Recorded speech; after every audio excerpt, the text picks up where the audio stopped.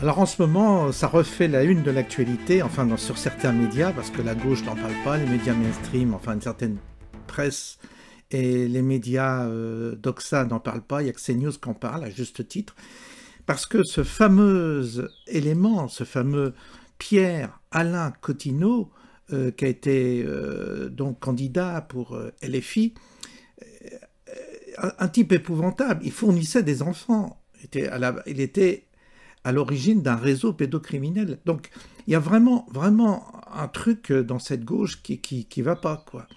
Et en plus, c'est l'omerta, ils n'en parlent pas, ils ne dénoncent pas. Donc, je vous propose d'écouter des intervenants sur CNews qui en parlent, et vous reverrez certaines vieilles vidéos que j'avais fait sur ce sujet, parce que, pour moi, c'est très emblématique de cette extrême gauche-là aussi. Alors, je ne dis pas qu'il n'y a pas que, hein, attention, hein, on trouve ça dans d'autres milieux. Mais il est bien de pointer quand même cette extrême gauche qui est toujours en train de baver et de faire la leçon à la terre entière, c'est des écolos et tout ça, alors que derrière, tu as des monstres. Il n'est pas tout seul. Hein. Alors, je vous laisse justement découvrir ça. Et puis, vous écouterez aussi les différentes vidéos que j'ai faites sur le sujet il y a un an à peu près. Bonne journée à tous et à bientôt. Un silence qui est incompréhensible. J'ai lu l'article du Parisien. J'ai été horrifié. On parle de viol de bébé. On parle du viol d'une fillette qui était handicapée, qui avait une sonde gastrique. On parle également d'un viol d'un garçonnet de 2 à 3 ans, un viol en groupe, avec notamment du Xanax ou des somnifères qui auraient été mis dans son yaourt. Et moi, je me dis qu'on a affaire ici à un réseau pédocriminel. D'ailleurs, ce dernier le disait, j'ai des enfants à disposition. Donc en fait, il y a 2 enjeux. Déjà, comment cette personne peut se retrouver assistant paternel. Parce qu'apparemment, si vous voulez, il y a une formation de 60 heures, on vérifie le casier, et après, il n'y a plus de vérification. Surtout qu'apparemment, il y a la mère qui aurait dénoncé son fils lorsqu'il avait 15 ans parce qu'il aurait déjà agressé notamment un mineur. Et surtout, c'est le silence de la presse de gauche.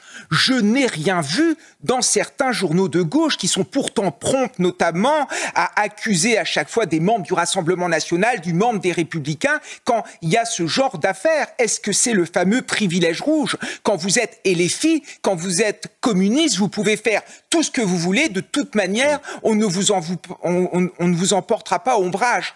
Moi, j'ai été choqué de voir cette différence de traitement, et même dans les médias de service public.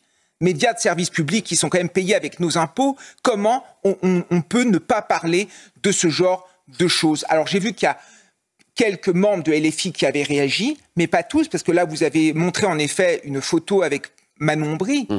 On aimerait bien avoir quand même des explications. On est en droit d'exiger des explications. Les électeurs d'extrême gauche sont en droit d'exiger des explications, et plus globalement, les électeurs de manière générale. Donc voilà, c'est affreux, ça me dégoûte, et quand j'ai lu cet article, j'ai eu la nausée, et j'ai dû m'arrêter à plusieurs reprises. C'est horrible. Un parti de criminels et de délinquants. Alors que l'ancien candidat LFI Pierre-Alain Coutinho est mis en examen pour avoir mis en place un réseau de pédocriminels et pour avoir pratiqué sur de très jeunes enfants des viols et d'innommables actes de torture, le nombre d'insoumis qui défrayent les chroniques judiciaires continue de se multiplier de façon inquiétante. Il y a Sébastien Delogu, condamné pour des violences aggravées après avoir frappé pendant une manifestation des responsables d'un lycée, dont une femme. Andy Kerbrat, élu LFI et amateur de chemsex, tristement célèbre pour avoir acheté plus de 25 000 € de drogue avec son enveloppe de député avant d'être réintégré par son groupe à l'Assemblée. Il y a Damien Cassé, accusé par Ercilia Soudet d'harcèlement moral et même de viol conjugal. Il y a Éric Coquerel, accusé par plusieurs femmes d'harcèlement sexuel. Hugo Prévost, sous le coup d'une enquête pour des agressions sexuelles sur plusieurs femmes. Thomas Porte, accusé d'harcèlement sexuel par plusieurs femmes. Taha Bouaf, accusé d'agression sexuelle et condamné pour racisme. Adrien Quatennens, condamné pour violence conjugale. Ou encore Gérard Miller, actuellement sous le coup d'une enquête pour avoir violé 67 femmes, dont plusieurs mineurs. Il y a également Raphaël Arnaud, condamné pour des violences en réunion et carrément fiché S. Louis Boyard, qui raconte lui-même être un ancien dealer de drogue. Aurélien Taché, condamné pour des violences et outrages et réputé pour ses problèmes d'alcoolémie. Sophia Chikirou, mise en examen pour escroquerie aggravée et détournement de fonds publics. Jean-Luc Mélenchon, condamné pour rébellion et également soupçonné de détournement de fonds publics. La République, c'est moi! On peut également citer Carlos Martins Bilongo, inquiété pour avoir sous-loué son HLM à sa sœur, Rachel Keke, qui est sous le coup d'une enquête sur sa déclaration de patrimoine et qui vit tout de même dans un HLM, Daniel Obono, poursuivi pour apologie du terrorisme, Rima Hassan, poursuivi en justice pour menace de mort et apologie du terrorisme, et soupçonné de collusion avec des puissances étrangères comme l'Algérie. Une liste à peine croyable pour des élus qui prétendent à l'exemplarité et des problèmes de moralité qui viennent s'ajouter au chaos que cette étrange partie tente d'instaurer au cœur de notre société. Il est extrêmement rare que l'on retienne cette qualification de viol sur mineur de 15 ans avec acte de torture ou de barbarie. Je ne souhaite pas rentrer dans les détails, mais ce que je peux vous indiquer, c'est que nous avons, pour que les actes de torture ou de barbarie soient qualifiés, il faut pouvoir démontrer, d'une part, l'exceptionnelle violence exercée, ayant provoqué chez la victime une douleur et une souffrance aiguë, ainsi que la manifeste volonté de nier dans la victime la dignité de la personne humaine, ce que nous avons considéré comme étant, en l'état actuel, je dis bien en l'état actuel, suffisamment caractérisé pour justifier cette mise en examen, au regard donc de l'extrême fragilité de l'enfant. Je vous rappelle qu'il s'agit d'un enfant de 4 ans présentant un lourd handicap. Également au regard de la teneur des propos tenus pendant les actes, et au regard également de l'enregistrement et la diffusion des images de cet tout jeune enfant. Là, au bout de notre surprise, en fait, concernant son profil, puisque cet homme, c'était aussi un militant LGBT local qui était très engagé, qui était reconnu, mais aussi un militant de la France Insoumise, et il avait été candidat aux élections départementales en 2021 pour la France Insoumise. Alors évidemment, quand la France Insoumise a appris le début de cette affaire, elle a tout de suite expliqué qu'il serait bien sûr éjecté de ses rangs, c'est normal. Bah oui. Maintenant, la question qui se pose, c'est déjà, est-ce que cet homme, il a fait d'autres victimes par le passé? On sait notamment qu'il a fait des babysitting, qu'il s'est vanté sur Facebook d'accueillir des mineurs isolés étrangers chez lui, et puis aussi qu'il se rendait à l'étranger, puisqu'en fait, il a été interpellé à sa descente d'avion. Il revenait de Tunisie. On sait que le Maghreb, parfois, pour les pédophiles, c'est un moyen d'aller sévir à l'étranger ailleurs. Alors vous avez vu, hein, cette affaire, c'est quand même quelque chose. On avait déjà évoqué cette affaire-là, qui n'avait pas fait tellement de vagues parmi les filles. Cottineau, qui était donc, bah oui, il était président d'une association LGBT, candidat départemental LFI, assistant familial, 32 ans, et puis il a été arrêté. Et depuis, bah, il y a des enquêtes qui sont faites et ils ont retrouvé, bah, il y avait un réseau de pédocriminels et là ils ont arrêté, ils ont mis la main sur 5 gars qui participaient à ce réseau organisé par cet individu. Alors là, silence total et les filles, on les entend pas. Eux qui sont toujours prêts à bondir pour la moindre affaire quand il s'agit des autres, mais les concernant, eux, ils sont... Ah, on est discret là, hein. C'est vraiment... Alors, on va voir ce que dit, c'est assez insoutenable, hein, c'est assez insoutenable, mais bon, parce que sur la 6, il reparle de l'affaire, c'est assez insoutenable, mais on écoute quand même. Soumission chimique, trafic sexuel, viol en réunion, grâce à une vingtaine d'enquêteurs, l'Office des mineurs a pu démanteler un réseau pédocriminel qui remonterait jusqu'en Belgique. En tout, 5 personnes ont été interpellées, dont la tête présumée du réseau, Pierre-Alain Cottineau, 32 ans, est assistant familial. Inconnu des services de police, le trentenaire était engagé dans la vie politique de Loire-Atlantique. Ancien candidat aux élections départementales sous l'étiquette LFI, il était notamment président d'une association LGBT avant d'être mis à pied en octobre. L'ensemble de la collégiale, des adhérents, le fondateur condamne fermement toute atteinte ignoble aux personnes fragiles et sans défense. Après quelques mois d'investigation, les enquêteurs découvrent des vidéos de sévices sexuels sur des enfants en bas âge. Des images retrouvées en libre accès sur le dark web, face cachée d'Internet. Donc ces sites sont organisés, créés par des pédocriminels, diffusés, et leur accès est payant la plupart du temps, et va permettre à d'autres pédocriminels d'accéder à ces informations. C'est vraiment le supermarché de la délinquance. Des viols filmés puis mis en ligne sur le web, au moins 4 victimes de moins de 5 ans seraient concernées, dont un nourrisson d'à peine 5 mois. Arrêté en septembre 2024 pour des soupçons de viol sur une jeune handicapée de 4 ans, Pierre-Alain Cottineau aurait profité de son statut professionnel pour abuser à son domicile des enfants dont il avait la charge. Ce qui est dramatique, c'est que c'est une personne qui est très proche des enfants, qui visiblement était agréée pour justement garder des enfants. Donc il va falloir voir où était la faille, pourquoi est-ce qu'on n'a pas décelé que cet homme était un pédophile.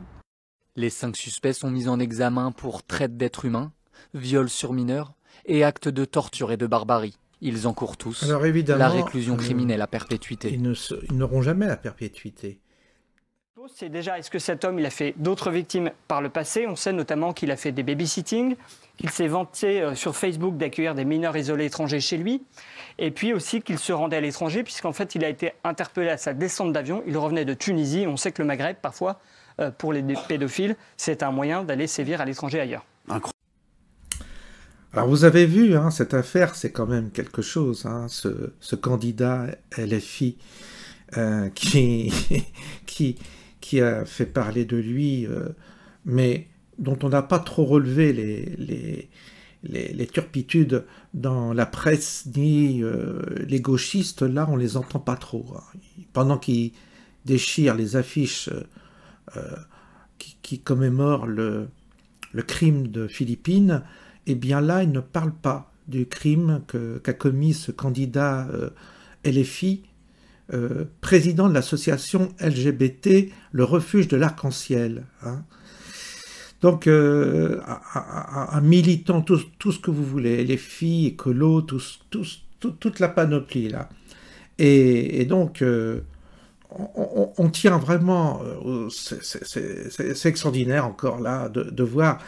La mauvaise foi de la gauche quand il s'agit de s'agiter, quand quelqu'un a commis, je ne sais quoi, une petite infraction à droite, et puis là, chez eux, ils ont carrément les gros morceaux, les grosses affaires, et là, Montouche et Bouscoujus, ces gens-là font la morale, la leçon au fascisme, à toute la terre entière. Hein. C'est le fascisme le problème.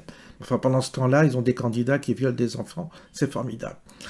Alors, je vous propose d'écouter un garçon qui s'appelle Guillaume Attewell. Donc, il a une chaîne qui s'appelle La Voix du Phénix. Et vous verrez qu'il est au passage, un personnage particulier, mais au passage, sa prestation peut vous intéresser. C'est pour ça que j'ai mis le lien et on va l'écouter. C'est pour ça que j'ai mis le lien de sa chaîne en description. Vous allez voir, il n'a pas sa langue dans sa poche, mais il traite de beaucoup d'autres questions, des questions plus ésotériques, spirituelles. Et là, bon, il parle de ce phénomène de satanisme et de pédophilie, pardon. Et ben, je vais vous le faire écouter là, à l'instant. Alors, un ancien candidat LFI, militant dans une asso, LGBT, nanania, bon, on connaît la chanson, mis en examen pour viol sur une enfant de 4 ans en Loire-Atlantique. Alors, c'est mis en examen, le mec, faut qu'il tombe, en fait. Donc, il a été chopé en Loire-Atlantique, etc., impliqué dans une politique militaire. Alors, évidemment, c'est un mec qui militait pour tous les trucs de gauche de merde, les woke, les LGBT, machin, toutes les conneries. Et le mec, quand même, il partait en manif avec sa victime. Il la tenait par la main avec son drapeau LGBT, a manifesté contre l'extrême droite pendant que lui était avec sa gosse comme ça, alors qu'en fait, voilà, il faisait des trucs de fou. Et quand je vous dis des trucs de fou, c'est-à-dire qu'on sait qu'il la violait, on sait qu'il la torturait et il filmait ça. Donc il faisait du snuff movie, le mec. Okay, donc tout ça, voilà, tranquille. Hein. Cottineau a été arrêté à son retour de vacances en Tunisie. Déjà, on sait très bien ce que ce genre de mec vient faire en Tunisie. On le sait. Comme quand ce genre de mec va en Thaïlande ou quoi aux caisses, on sait très bien pourquoi ils y vont. Hein, les Mats Neff, les Jacques Lang, comment il s'appelle l'autre qui est mort là? D'ailleurs, il est mort, c'est bien, Frédéric Mitterrand. Toutes ces merdes-là, en fait. Okay, toute cette raclure, en fait. On sait très bien pourquoi ils vont en Tunisie, pourquoi ils vont en Thaïlande, pourquoi. Ok, c'est pas pour aller cueillir des champignons, d'accord? Voilà. Donc voilà, il a été arrêté, 23 septembre, interrogatoire, il a rapidement avoué les faits. Donc le mec, il a tout lâché, selon les déclarations du procureur. Voilà. Renaud Godel, donc le procureur de la République de Nantes. L'homme a reconnu plusieurs viols et agressions sexuelles sur l'enfant placés sous sa responsabilité. Donc en plus, c'est bien parce que le mec travaillait pour un truc pour les enfants. D'accord? Donc vous confiez vos gosses à des merdes comme ça. Parce que à gauche, c'est que ça. Hein. Je vous dis pas qu'à droite, c'est reluisant. Il y a des crevures aussi. Mais enfin, les champions du monde de la crasse, c'est la gauche. Socialiste, communiste, tout le bordel, c'est les pires. C'est les pires raclures que vous avez dans la République. Vraiment. À la limite, à droite, ils sont plus dans les magouilles avec le pognon, les petites escroqueries, les entourloupes avec la thune, tu vois, ce qui n'est pas forcément fameux. Mais on a quand même moins de cas aussi sordides que ça. Par contre, vous basculez à gauche, mais alors là, vous avez toute la merde, pédophiles, violeurs, agresseurs sexuels, toutes les grosses raclures, les pires merdes de la République française sont à gauche. Et tout parti de gauche confondu. Cherchez même pas. Donc ça, c'est avéré, on le sait, chez les écolos, les socialos, les communistes, les machins, c'est des nids à merde. Mais vous ne pouvez même pas vous imaginer. Quoi. C'est vraiment... Donc bref, voilà, l'affaire Pierre Machin, vous irez voir, je vous mets le... Bon. Je vais vous mettre le... Donc, au moins c'est dit. Au moins c'est dit. Il n'a pas sa langue dans la poche. Je pense la même chose, évidemment. Et on sait très bien, on a des cas qui on a des cas très, comment dire, il est tard, j'ai du mal à trouver, mais bon, très célèbres. On a des cas très célèbres qui évidemment sont très révélateurs de ce qu'il dit. Bref.